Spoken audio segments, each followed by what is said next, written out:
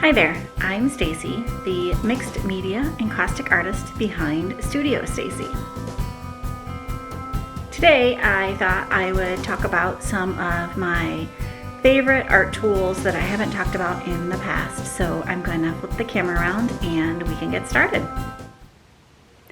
I know you've heard me talk about my torch before, but what you might not know is what my torch is hooked up to. So it's a Burns-O-Matic 3500, and I love it because of the small end, the small tip to it.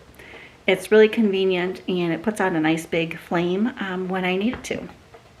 But let me show you underneath the desk here what I have it hooked up to.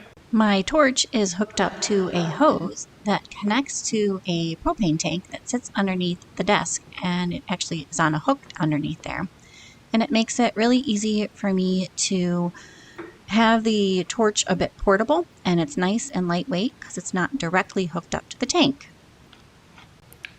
So let's walk around to the corner of my big work table here and I will show you another one of my favorite products. This is an old commercial bread pan tin that I happened to find at a flea market, a salvage place.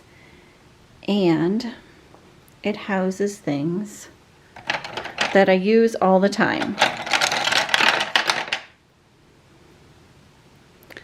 Like my Durant Inktense pencils, some painter's tape that I paint the edge of, or that I tape the edges of my paintings with so that we don't get wax all down the sides. Some graphite and some more graphite, and over here some more pencils, and then extra extension cords and a bunch of pens that I like to sketch with.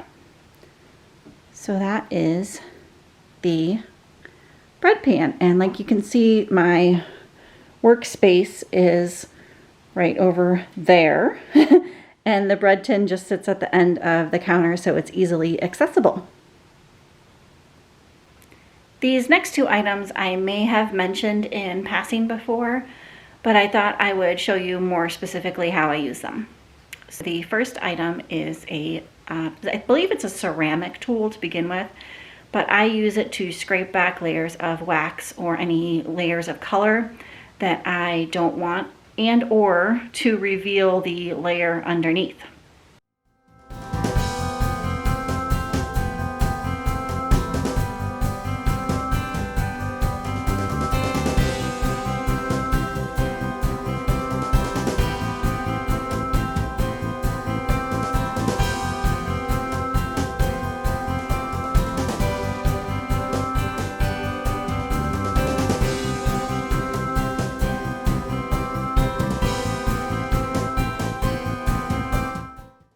Then the next item that I don't know if I've mentioned this in passing, or the next tool rather, is a pair of tweezers. I'm not sure where I got these at, but I love them. They pinch things really nicely and they're nice and small. So I use them to remove different like brush hairs, because these brushes get beat up a little bit. And so the hairs will leave marks in the painting, and if I don't remove those brush hairs before I torch it, it will burn.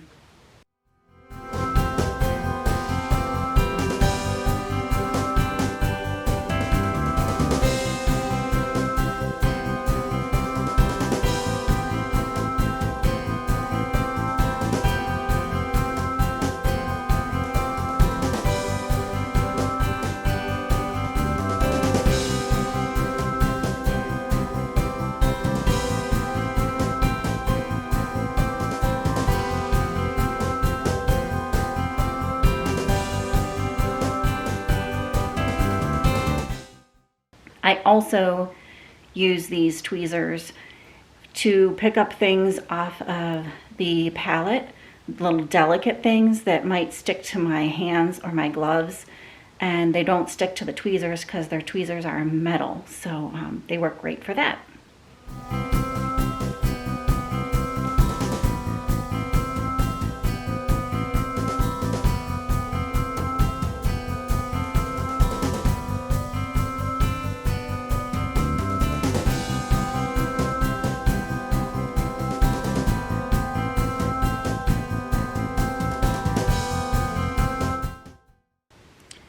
The last two things I wanted to show you today, as far as tools, are more of a storage tool. And so I'm gonna flip the camera around and show you those as well. Here we go. If you are an artist or crafter of any sort, I am sure you have seen these carts. They are infamous in a lot of people's studios and craft rooms. But what I really like about mine are these little paint holders, and they house my oil paints that I use to mix some encaustic paint with. But I made these, and they're out of canvas, and they have grommets in them, so they're really sturdy. I can really load them up with a lot of stuff, as you can see, extra brushes down there. And they just fit perfectly on the cart because, of course, I made them to fit the cart. Then the other thing that I love are these holsters. That's what they're called, holster. But you can get them in various different kitchen sections, and they're meant for sponges to hang on the side of a sink. But they work really well here right next to my workstation. And I have my favorite pencils in one, and then of course scrapers, some scissors, and my tweezers are usually housed in there, tools that I use constantly. The last item I wanted to share with you was my sketchbook. And this is a newer edition. I've used sketchbooks a lot in the past when I used to do more acrylic mixed media, and stopped using it when I started doing encaustic. But I've just started it back up this year, and my sketchbook is not very full. Sketchbook is not anything fancy, so I'll flip the camera around so you can see it.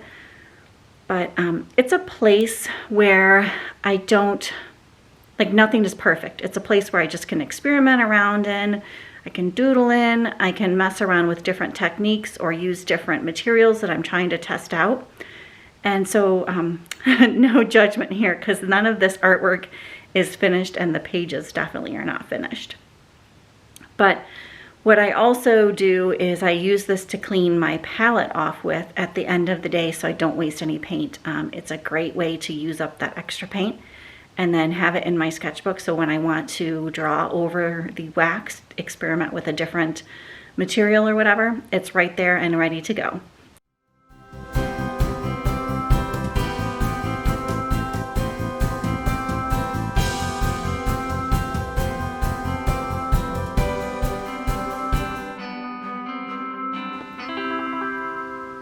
Okay, here's the sketchbook. And I've had this sketchbook for years, but this is the size of it, so it's not huge. It's actually a perfect size. And it's a Strathmore. See if I can get that to focus for you guys.